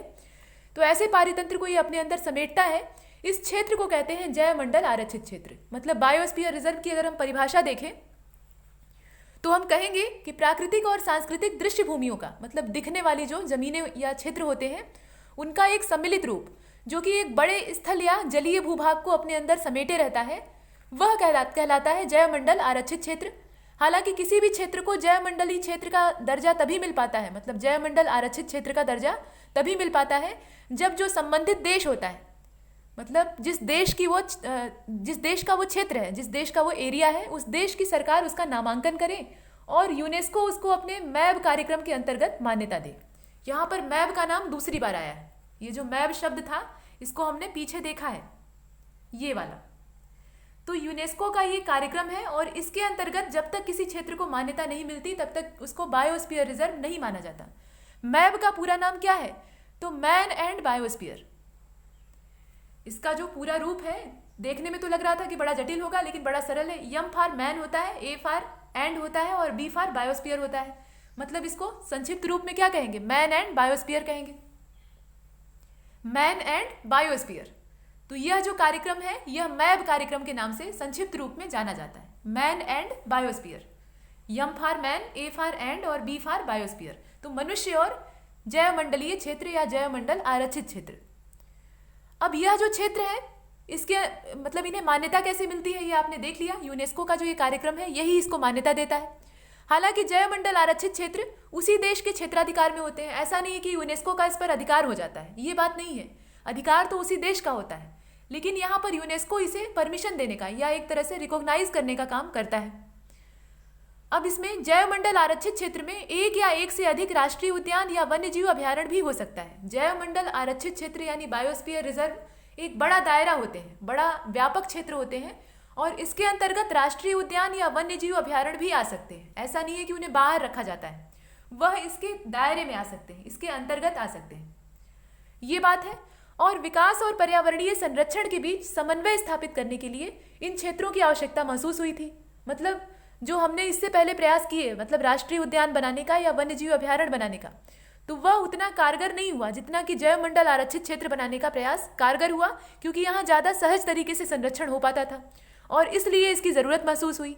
क्योंकि इन क्षेत्रों में पशु पक्षियों को तो उनके प्राकृतिक आवास में संरक्षित किया ही जाता है और उसके साथ साथ जो बफर और संक्रमण, बफर क्षेत्र यानी बीच का जो क्षेत्र है उसकी बात की जा रही है, यहाँ पर कुछ मानवीय गतिविधियों को भी संरक्षित किया जाता है। मतलब मनुष्य और जनजातियों का भी संरक्षण यहाँ पर लगे हाथ हो जाता है।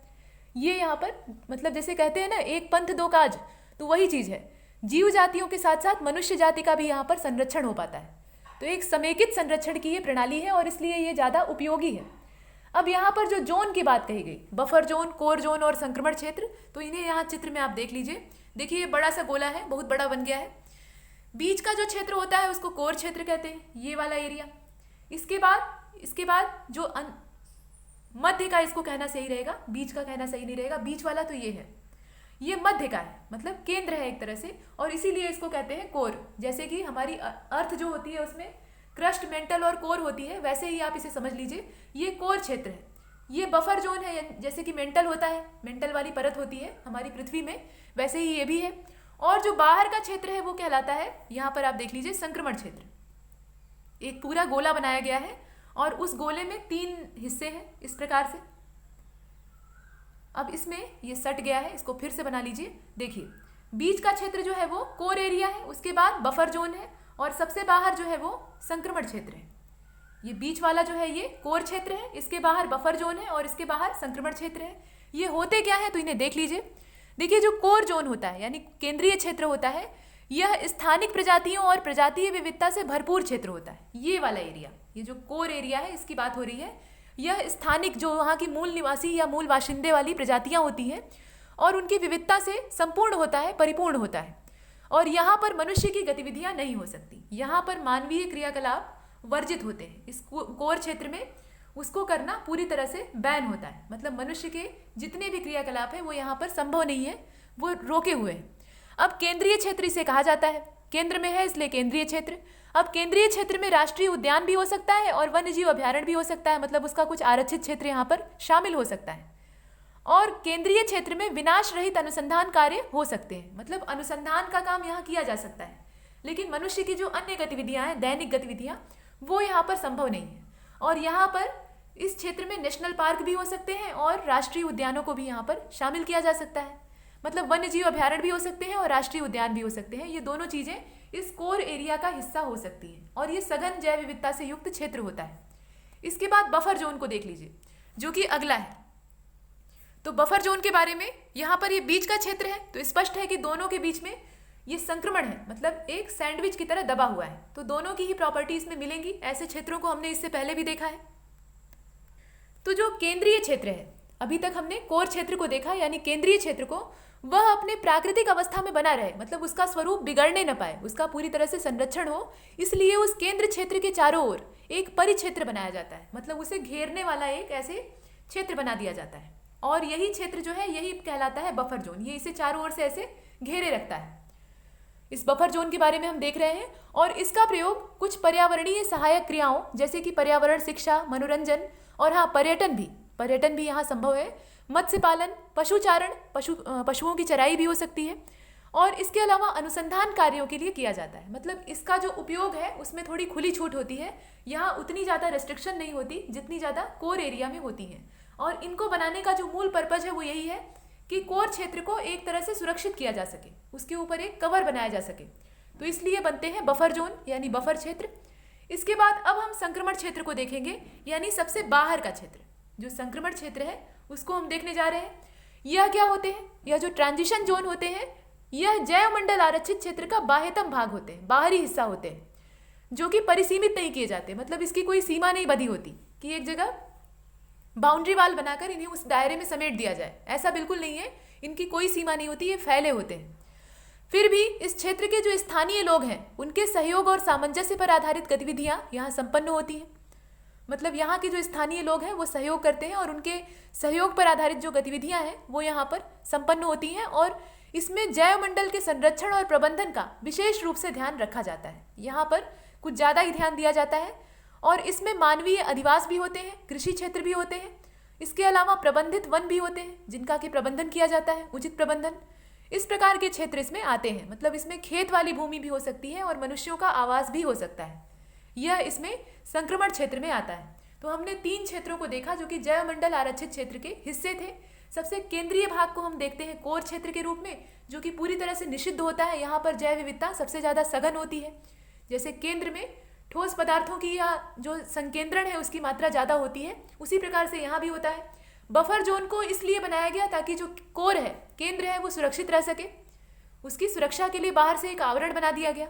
और संक्रमण क्षेत्र जो था इसका विस्तार असीमित था, ये फैला हुआ था, और यहाँ पर जो मानवीय क्रियाकलाप हैं वो खुले तौर पर हो सकते हैं, और जंगल भी पाए जाते हैं, खेत भी पाए जाते हैं, इस तरह की चीज़ें मिलती हैं। यहाँ तक हमने जैवमंडल आरक्षित क्षेत्र को देखा और इसमें अलग अलग जोनों के बारे में यानी क्षेत्रों के बारे में चर्चा की। अब भारत में जो 18 जैवमंडल आरक्षित क्षेत्रों की बात कही गई थी, उसमें से जो 10 थे वो वैश्विक महत्व के थे, लेकिन कुल कितने थे? 18 थे। तो उनको जरा यहाँ भारत के नक्शे पर देख लीजिए। नक्शे के हिसाब से, मतलब मानचित्र में देख लेना एक अच्छा तरीका होता है। चित्र को हमारा दिमाग ज़्यादा बेहतर तरीके से याद रखता है, और इसलिए यहाँ चित्रों के माध्यम से आपको बताया गया ताकि आप इसे याद रख सकें कि कौन सा जो नेशनल पार्क है या कौन सा जैवमंडल आरक्षित क्षेत्र है वो कहाँ पर है। तो देखिए यहाँ पर लाल लाल बिंदुओं से दर्शाया गया है। सबसे पहले आप ऊपर देख रहे हैं शीत मरुस्थल, इनका सन भी दिया हुआ है, इन्हें मान्यता कब मिली वो सन दिया हुआ है। तो शीत मरुस्थल का है 2009, इसे 2009 में मान्यता मिली। इसके बाद यहाँ पर आप देख रहे हैं नंदा देवी, ये वाला क्षेत्र, ये नंदा देवी 1988 का है। इसके बाद कंचनजंगा को आप देख लीजिए, सन 2000 का है, ये यहाँ पर है, सिक्किम वाला क्षेत्र। इसके बाद मानस को देख लीजिए, ये असम में है, 1989, ये यहाँ पर है। और देखिए, इसे जूम कर लीजिए, अब देखिए दिहांग दिबांग है, दिहांग दिबांग ये 1998, ये यहाँ पर है। इसके बाद ये जो कोने में है ये धुंधला हो गया है, इसका नाम क्या है? डिब्रू सोईखोवा, डिब्रू सोईखोवा 1997, और ये सबसे छोटा है, इसकी जो साइज़ है वो सबसे कम है, और इसका नाम है डिब्रू सोईखोवा। इसके बाद इसके नीचे जो आप देख रहे हैं ये पूर्वोत्तर वाला इलाका है। यहाँ पर हमने मानस को देखा, दिहांग दिबांग को देखा और डिब्रू सोईखोवा को देखा। इसके बाद एक और है नोकरेक, मेघालय वाला, तो इसको देखिए, ये 1988 का है, जैवमंडल आरक्षित क्षेत्र। ये जितने भी हैं ये सब बायोस्फीयर रिजर्व हैं, और इनकी जो टोटल संख्या है वो 18 है। अब इसमें से जो इस तरह के बक्सों में बंद हैं, मतलब जिनको इस तरह के बॉक्स में बंद करके, जैसे पंचमढ़ी है, इसके अलावा नोकरेक है, इसके अलावा आप सुंदरवन को नीचे देखेंगे। तो इस तरह के बक्से में जो बंद है उनको समझिएगा आप कि वो यूनेस्को के द्वारा मान्यता प्राप्त है, मतलब यूनेस्को की लिस्ट में उन्हें शामिल किया गया है। तो यूनेस्को की धरोहर सूची में उनका स्थान है, इन्हें आप समझ लीजिएगा। तो जो बक्से में बंद है उनको आप उस रूप में देखिएगा और जो खुले हैं वो यूनेस्को में शामिल नहीं है। आगे चलते हैं, देखिए। तो इस हिसाब से अगर हम देखेंगे तो यहाँ आप नंदा देवी को देखिएगा। नंदा देवी डब्बे में बंद है, इसका मतलब क्या है कि यह यूनेस्को की सूची में शामिल है। इसी प्रकार से इधर भी जो पूर्वोत्तर वाला इलाका था, यहाँ पर नोकरेक को बॉक्स में बंद किया गया है। इसका मतलब क्या है कि यह यूनेस्को की सूची में सम्मिलित है, इसे स्थान मिला हुआ है। इसी प्रकार से अब आगे चलते हैं, इसे थोड़ा छोटा कर लेते हैं और देखिए। अब नीचे की ओर बढ़े तो मध्य प्रदेश में आते हैं। मध्य प्रदेश में पन्ना है, ये 2011 में मान्यता पाया हुआ है। ये पन्ना कहाँ पर है? यहाँ पर है, ये एमपी का हिस्सा है। और पंचमढ़ी है। अब पंचमढ़ी को बक्से में बंद किया गया है, इसका मतलब क्या है कि ये यूनेस्को की लिस्ट में शामिल है। इसके बाद आप पश्चिम बंगाल में चले आइए और यहाँ पर देखिए सुंदरवन को 1989 में इसे दर्जा मिला है जयमंडल आरक्षित क्षेत्र का, और यह बक्से में बंद है, मतलब ये यूनेस्को की वर्ल्ड हेरिटेज साइट में शामिल है। इसके बाद आप ठीक नीचे यहाँ पर देखिए सिमिलीपाल को, जो कि उड़ीसा में है। 1994 इस पे बहुत सारे प्रश्न बनते हैं, कौन सा जो वन्यजीव आरक्षित क्षेत्र है, मतलब जैवमंडल आरक्षित क्षेत्र है, वो कहाँ पर है। नाम दे देगा या स्थान दे देगा और उससे संबंधित क्वेश्चन पूछेगा। तो सिमिलीपाल ये 1994 का है, यह भी डब्बे में बंद है। इसका मतलब क्या है कि इसे भी यूनेस्को की वर्ल्ड हेरिटेज साइट में शामिल किया गया है। इसके बाद अचान कमार अमरकंटक है, ये आप देख रहे हैं यहाँ पर है। इसकी अवस्थिति ये 2 राज्यों के मिलन बिंदु पर है। कौन कौन से 2 राज्य है बताइएगा। फिलहाल अचान कमार और अमरकंटक 1989, और ये बक्से में बंद क्यों है? क्योंकि यह यूनेस्को के द्वारा चुन लिया गया है, उसकी लिस्ट में शामिल कर लिया गया है। और देखिए इधर आप चले आइए, जो पश्चिम वाला क्षेत्र है उसमें इसको जरा जूम कर लीजिए। अब देखिए ये वाला इलाका, ये जो गुजरात का आप नक्शा देख रहे हैं, मतलब गुजरात की अवस्थिति देख रहे हैं, यहाँ पर थोड़ा ज़्यादा जूम करना पड़ा क्योंकि ये कोने में था। यहाँ पर कच्छ का रण है, यहाँ पर कच्छ का रण है, इसे ज्ञान भारती के नाम से जानते हैं, और 2008 में इसे जैवमंडल आरक्षित क्षेत्र की मान्यता मिली है। तो पश्चिम में ये एकमात्र है। राजस्थान में एक भी देखने के लिए नहीं मिला, राजस्थान में इनमें से एक भी नहीं था। इससे पहले जब हम आर्द्र भूमियों के बारे में देख रहे थे तो वहाँ राजस्थान में 2 थी, लेकिन यहाँ पर जैवमंडल आरक्षित क्षेत्र राजस्थान में नहीं है। आगे बढ़ते हैं, इसे थोड़ा फिर छोटा कर लेते हैं। अब देखिए पंचमढ़ी के बाद अब नीचे चलते हैं। सिमलीपाल को हमने देख लिया, सुंदरवन को देख लिया और अचान कमार अमरकंटक को देख लिया। तो अब दक्षिण की ओर चलते हैं और यहाँ देखिए, यहाँ पर इसे ये देख सकते हैं आप, शेषाचेलम है। ये जो क्षेत्र है शेषाचेलम का 2010 में इसे मान्यता मिली है। ये बक्से में बंद नहीं है, इसका मतलब क्या है कि इसे यूनेस्को की वर्ल्ड हेरिटेज साइट में शामिल नहीं किया गया है। इसके बाद आप नीलगिरी को देखिए, ये सबसे पुराना है, सबसे पहले इसी को मान्यता मिली थी। नीलगिरी बायोस्फीयर रिजर्व ये कहाँ पर है? ये रहा, ये पश्चिमी घाट का हिस्सा है, और 1986 में इसको इस बायोस्फीयर रिजर्व की यानी जैवमंडल आरक्षित क्षेत्र की मान्यता मिली थी, और यह बक्से में बंद है। इसका मतलब क्या है कि यह यूनेस्को की सूची में सम्मिलित है। इसके अलावा अगस्त्यामलाई के बारे में आपने पीछे देखा था, यह 2 राज्यों के संक्रमण बिंदु में है, मतलब दोनों के मिलन बिंदु पर पाया जाता है, 2 राज्यों में फैला हुआ है कहने का मतलब। तो इसको मान्यता मिली थी 2001 में। इसके अलावा मन्नार की खाड़ी है, मन्नार की खाड़ी का जो जैवमंडल आरक्षित क्षेत्र है वह भी यूनेस्को की सूची में शामिल है। इसकी अवस्थिति कहाँ पर है? यहाँ है, एकदम नीचे, भारत का जो एकदम दक्षिणतम हिस्सा है वहाँ पर ये दिखाई दे रहा है, और 2010 में इसको मान्यता मिली थी, ये यूनेस्को की वर्ल्ड हेरिटेज साइट में शामिल है। इसके अलावा एक समुद्र में द्वीपीय क्षेत्र में चलते हैं, जो अंडमान निकोबार द्वीप समूह हमारा है, बिखरा हुआ समुद्र में, हिंद महासागर में, या ये कहें कि बंगाल की खाड़ी में, वहां पर देख लेते हैं। तो ग्रेट निकोबार है, ग्रेट निकोबार को आप स्पष्ट रूप से देख पा रहे हैं, ये रहा, और 1989 में इसको मान्यता मिली है जैवमंडल आरक्षित क्षेत्र की, और ये डब्बे में बंद है। डब्बे में बंद होने का मतलब क्या है कि ये यूनेस्को की सूची में शामिल है, यूनेस्को की लिस्ट में इसको स्थान मिला हुआ है।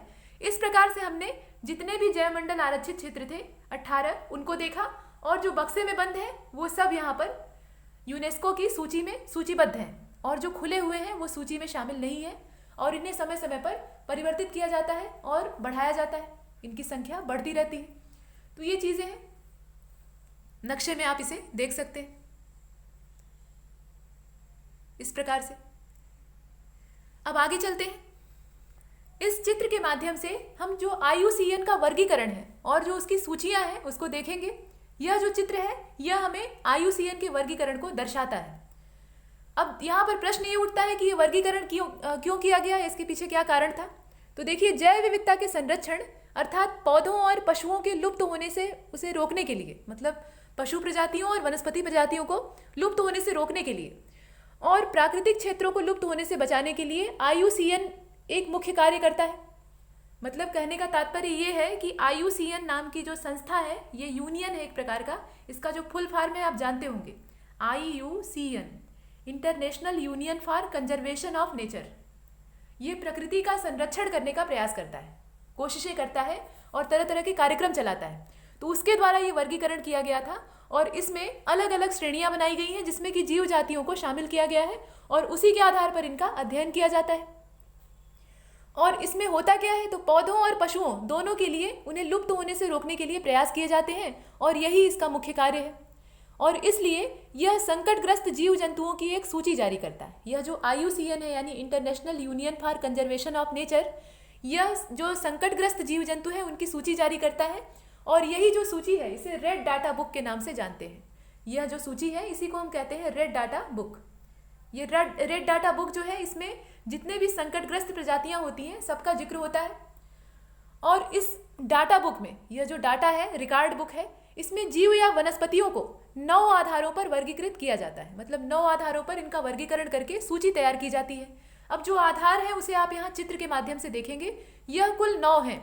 यहाँ जो आप गोले देख रहे हैं रंग बिरंगे गोलों को आप देख रहे हैं, अलग अलग रंगों के हैं। तो इस प्रकार से इनकी जो टोटल संख्या है वो 9 है। इसके आधार पर जब वर्गीकरण करते हैं तो आप इन्हें चित्र में पहले देख लीजिए। देखिए यहाँ पर आप इसे देख लीजिए। पहले जो ये वाला गोला है, इन गोलों में सबसे पहले हम विलुप्त वाले को देखेंगे। जो विलुप्त वाला है उसे आप यहाँ देख पा रहे हैं, ये है, देखिए। तो जैसे जैसे हम इधर से, मतलब आंकड़े उपलब्ध नहीं हैं, यहाँ से लेकर इस ओर बढ़ेंगे, इस तरफ चलेंगे, तो जो संकट है वो बढ़ता जाएगा। मतलब विलुप्त होने का जो जोखिम है वो बढ़ता जाएगा। अब इस जोखिम को बढ़ने से कम करना, यही जो प्रयास है यह चलता है IUCN के द्वारा। फिलहाल इसे देख लीजिए। विलुप्त का मतलब क्या है, यहाँ पर जो आप इसे देख रहे हैं ये विलुप्त, ये क्या है, तो विलुप्त को कहते हैं एक्सटिंक्ट और इसे ई अक्ष से व्यक्त करते हैं। यहाँ पर जो इसका व्यक्त करने का जरिया है वो है ई अक्ष, इसे ई अक्ष से व्यक्त किया जाता है। इससे पहले हमने VU से देखा है, गौर को व्यक्त किया गया था क्योंकि वो संकटग्रस्त था, मतलब संवेदनशील था, इस प्रकार से। लेकिन यहाँ पर ई अक्ष ये जो शब्द है, मतलब एक तरह से कोड वर्ड है, इसका इस्तेमाल करते हैं विलुप्त के लिए। एक्सटिंक्ट इसका मतलब होता है और उसमें से सिर्फ ई अक्ष को हम ले लेते हैं। तो ये ई अक्ष क्या है, जब एक प्रजाति विलुप्त है, इसका मतलब समझ लीजिए, जब एक प्रजाति विलुप्त है और इसमें संदेह करने का कोई कारण नहीं बचा है, मतलब एकदम आखिरी रूप से डिक्लेयर कर दिया गया है कि वो विलुप्त हो चुकी है और उसके अंतिम सदस्य की भी मृत्यु हो चुकी है, तो इस प्रकार की जो स्थिति है उसमें उस प्रजाति को विलुप्त घोषित कर दिया जाता है। वो हमेशा के लिए या सदा सर्वदा के लिए गायब हो चुकी है। जैसे कि डोडो है या डायनासोर के बारे में भी ये कहा जा सकता है। ये जो स्थिति है इसको हम कहते हैं एक्सटिंक्ट यानी विलुप्त। इसके बाद थोड़ा और पीछे चलते हैं। पीछे चलने का मतलब क्या, अगले वाले को देखते हैं। ये जो पर्पल कलर का आपको दिख रहा है ये वन से विलुप्त है। वन से विलुप्त होने का मतलब क्या, extinct in the wild, wild मतलब वन्य क्षेत्र, और इसे EW से व्यक्त किया जाता है। ये वाला जो जोन है इसको हम लोग EW से दर्शाते हैं। इससे पहले ये वाला जो था इसे EX से प्रदर्शित करते थे और ये जो है इसको EW से दर्शाते हैं। तो ये जो EW है ये क्या है, इसमें वह प्रजाति या कोई भी एक प्रजाति जो विलुप्त है और गहन और थका देने वाला सर्वे करने के बाद माना जाता है कि, या एक बार फिर से उसे देख लिया जाता है कि संभावित वास स्थल में एक सदस्य की भी गिनती रिकॉर्ड नहीं मतलब की जाती है। या दूसरे शब्दों में हम कहें कि जैसे जीव को अब केवल बाह्य स्थानीय संरक्षण के द्वारा ही संरक्षित किया जाता है। कहने का मतलब समझ रहे हैं, यहाँ थोड़ी उलझी हुई परिभाषा थी। मतलब कोई जीव जाति जो है वो मूल अपने स्थान से गायब हो चुकी है, लेकिन ऐसा नहीं है कि वो एकदम से गायब हो गई है। उसे किसी बाह्य स्थान पर संरक्षित कर दिया गया है, उस स्थान से निकाल लिया गया है क्योंकि वहाँ पर उसके लिए अनुकूल दशाएं नहीं थी, वहाँ पर उसका समूल विनाश हो चुका है। तो उसके मूल आवास से उसकी पूरी तरह से सफाई हो गई है। तो ऐसी कंडीशन में इसे वन से विलुप्त श्रेणी में डाला जाता है। वन से विलुप्त यानी एक्सटिंक्ट इन वाइल्ड। और इसे EW से व्यक्त करते हैं। यह अपने मूल स्थान से गायब हो जाती है और इसे बाह्य स्थानीय संरक्षण के जरिए जिंदा रखा जाता है। मतलब ये गायब तो नहीं रहती है, लेकिन जहाँ की ये मूल वाशिंदा होती है वहाँ से गायब हो जाती है। ये बात है। इसके बाद जो अति संकटग्रस्त है, इसको देख लीजिए, ये तीसरे नंबर पर है, लाल रंग से आपको दिख रहा है। जो अति संकटग्रस्त है उसके बारे में देखना है। इसे आप इंग्लिश में कहते हैं क्रिटिकली इंडेंजर्ड। क्रिटिकली इंडेंजर्ड का मतलब होता है क्रांतिक रूप से संकटापन्न, मतलब बहुत ज्यादा संकट में। यह विलुप्त तो नहीं हुई है, लेकिन इसके ऊपर बहुत ज्यादा खतरा मंडरा रहा है। और ऐसी जो प्रजातियां हैं उसको इस लाल वाले डॉट की श्रेणी में रखा जाता है। ये जो लाल वाला डॉट है इसको आप देख रहे हैं, और इसके लिए जो प्रतीक इस्तेमाल किया जाता है वो है CR। CR से इन्हें दर्शाया जाता है। मतलब किसी भी जीव जाति के आगे अगर CR लिखा हुआ है तो इसका मतलब क्या है कि वो क्रिटिकली इंडेंजर्ड है। और इसका मतलब क्या होता है, तो एक प्रजाति क्रांतिक रूप से संकटापन्न तब होती है जब वह जल्दी ही भविष्य में विलुप्त होने की संभावना के सबसे निकट हो। मतलब उसके विलुप्त होने की संभावना नज़दीक दिखाई पड़ रही हो तो उसे इस श्रेणी में डाल दिया जाता है, यानी CR वाली कैटेगरी में डाल देते हैं। और ये CR वाली कैटेगरी यह दर्शाती है कि यह क्रांतिक रूप से संकटग्रस्त है या संकटापन्न है। इसके बाद जो अगला वाला है वो, जैसे आजकल जो कोरोना वायरस है उसमें जोन बांटे गए हैं ना, रेड जोन, ऑरेंज जोन और ग्रीन जोन, वो देखकर आपको यहाँ याद आ रहा होगा। जैसे कोरोना वायरस के लिए सरकार ने अब जो लॉकडाउन खोलने का धीमा चरण आरंभ किया है उसमें अलग अलग जोन बनाए हैं। रेड जोन यानी एकदम जो रेस्ट्रिक्टेड एरिया है, उसके बाद ऑरेंज जोन, और उसके बाद यहाँ पर येलो जोन नहीं है, ग्रीन जोन आ गया है। ग्रीन जोन में काफ़ी कुछ छूट है, मतलब काफ़ी तरह की जो छूटें हैं वो मिली हुई हैं। तो इस प्रकार से यहाँ भी जोन बने हुए हैं, लेकिन यह जोन जो है ये जैव विविधता को संरक्षित करने के लिए और प्रजातियों की सही मायने में पहचान करने के लिए कि किस प्रजाति को किस मायने में संरक्षण की आवश्यकता है, कौन सी गायब हो गई है, कौन सी बची है और किस पर खतरा मंडरा रहा है, इसके वर्गीकरण के लिए IUCN ने इसका इस्तेमाल किया है। मतलब ये पूरा डाटा तैयार किया है। तो आगे देखते हैं। ये जो क्रिटिकली इंडेंजर्ड है यानी अति संकटग्रस्त, इसको हम लोग CR से व्यक्त करते हैं। ये खतरे की स्थिति वाली प्रजातियां हैं, मतलब इसमें खतरा मंडरा रहा है। ये तीनों ही का मतलब क्या, ये तीनों यहाँ आप देख रहे हैं ऊपर जो तालिका बनी हुई है, मतलब फ्लो चार्ट बना है, इसमें लिखा हुआ है खतरे की स्थिति वाली प्रजातियां, इन पर संकट मंडरा रहा है, तीनों पर ही, इस पर भी और इस पर भी। लेकिन ज्यादा संकट किस पर है, इस वाले पर है। अब और देखिए क्रांतिक रूप से संकटापन्न को हमने देख लिया। अब जरा संकटापन्न को देख लेते हैं। जो ऑरेंज वाला है उसको देख लेते हैं। लाल से थोड़ा कम खतरनाक है ऑरेंज वाला। और ये है इंडेंजर्ड, इसको हम लोग व्यक्त करते हैं EN से। इसको जो हम लोग व्यक्त करते हैं उसके लिए प्रतीक चिन्ह होता है EN, मतलब इंडेंजर्ड। एक प्रजाति संकटापन्न तब होती है जब क्रांतिक रूप से संकटापन्न तो वो नहीं है, मतलब एकदम से उसके अब मर जाने का या विलुप्त हो जाने का खतरा नहीं मंडरा रहा है, लेकिन तेजी से गायब जरूर हो रही है। मतलब बहुत तेजी से उसका विलोपन हो रहा है, बहुत तेजी से गायब हो रही है, लेकिन उतनी ज़्यादा नहीं जितना कि जो एकदम से क्रिटिकली वाली कंडीशन थी, उतना नहीं, उससे थोड़ा सा कम। लेकिन खतरे की स्थिति में यह भी है, इन पर भी खतरा है और इन्हें भी संरक्षण की आवश्यकता है, तो इन्हें डालते हैं इंडेंजर्ड की श्रेणी में। इसके बाद जो पीला वाला आप देख रहे हैं, येलो बॉल देख रहे हैं या डॉट देख रहे हैं, यह है संवेदनशील। संवेदनशील का मतलब क्या, ये वल्नरेबल है और इसको जो है हम लोग व्यक्त किससे करते हैं, VU से व्यक्त करते हैं। यहाँ पर आप इसे देख सकते हैं, VU से इसे व्यक्त किया जाता है और इसका मतलब है संवेदनशील, सेंसिटिव। और इन्हें अगर सरल भाषा में कहें तो कहते हैं सुभेद्य। यह सुभेद्य क्यों है, क्योंकि इन्हें नष्ट करना आसान है।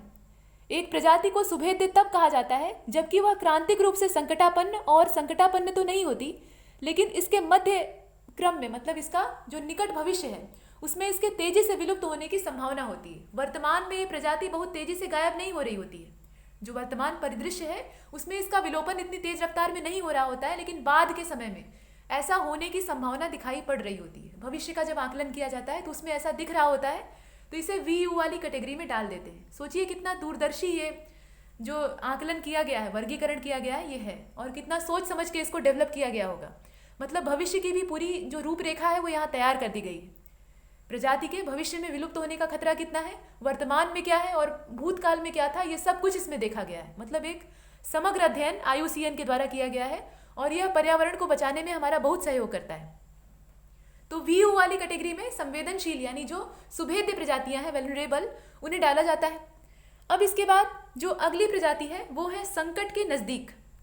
ये जो आप हरे रंग से देख रहे हैं, यहाँ आप इसे देख सकते हैं, ये देखिए संकट के नज़दीक दिख रहा है, और संकट के नज़दीक ये वाला है नियर थ्रेटेंड। तो कम जोखिम वाले या खतरे के समीप इन्हें कहा जाता है। कम जोखिम वाला भी कहा जाता है या खतरे के समीप भी कह सकते हैं। इन्हें यन टी के द्वारा व्यक्त करते हैं, नियर थ्रेटेंड तो मतलब यन टी से इन्हें दर्शाया जाता है। तो किसी भी जीव जाति के आगे अगर यन टी लिखा दिखाई दे तो इसका मतलब क्या है कि वो कम जोखिम के दायरे में आती है या अभी खतरे के नज़दीक पहुंच रही है, खतरे में है नहीं। अब इसके बाद ये जो थ्रेटेंड वाली है मतलब नियर थ्रेटेंड वाली है, इसमें क्या होता है, मतलब टर्म एंड कंडीशन क्या है देख लीजिए। तो एक प्रजाति खतरे के समीप तब मानी जाती है जब वह क्रांतिक रूप से संकटापन्न या सुभेद्य खतरों की सूची में अभी शामिल नहीं है, लेकिन जल्दी ही इस सूची में शामिल होने की उसकी संभावना दिख रही है। मतलब इससे पहले वाली जो कैटेगरी है, ये चारों को हमने देखा तो इसमें ये शामिल नहीं है, 4 नहीं बल्कि 5 था। तो इन 5 को हमने देखा, इसमें इसका हिस्सा नहीं है, लेकिन जल्दी ही इन्हीं की लिस्ट में इसके भी शामिल होने की संभावना दिख रही है। ऐसी स्थिति में इसे नियर थ्रेटेंड की कैटेगरी में डाल दिया जाता है। मतलब संकट की ये बहुत नज़दीक पहुंच गई है और अब बस संकट आने ही वाला है, खतरा इस पर आने ही वाला है। इसके बाद अगले वाले को देखते हैं। जैसे जैसे इनका रंग हरे में बदलता जा रहा है, मतलब ग्रीन होता जा रहा है, वैसे वैसे खतरा कम होता जा रहा है। तो अगला वाला जो है वो क्या है, संकट बहुत कम हो, जहां पर एकदम से हरा जिसे आप देख रहे हैं, ये रहा ये वाला, यहां पर संकट बहुत कम होता है। तो ये वाले क्षेत्र क्या है, ये कम चिंताजनक क्षेत्र होते हैं। ये कम चिंताजनक क्षेत्र होते हैं, यहाँ ज़्यादा टेंशन लेने की ज़रूरत नहीं होती। मतलब यहाँ पर वैज्ञानिक जो है वो थोड़ा राहत की सांस ले सकते हैं। और इन्हें यहाँ पर यल सी के द्वारा व्यक्त किया जाता है। इनका जो प्रतीक है वो यल सी है। इन जीवों को यल सी के टैग के साथ दर्शाया जाता है।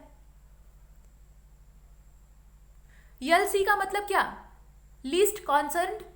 तो ये लीस्ट कॉन्सर्न जो क्षेत्र है, मतलब जीव जातियों का एक समूह है, इसमें संकट बहुत कम होता है।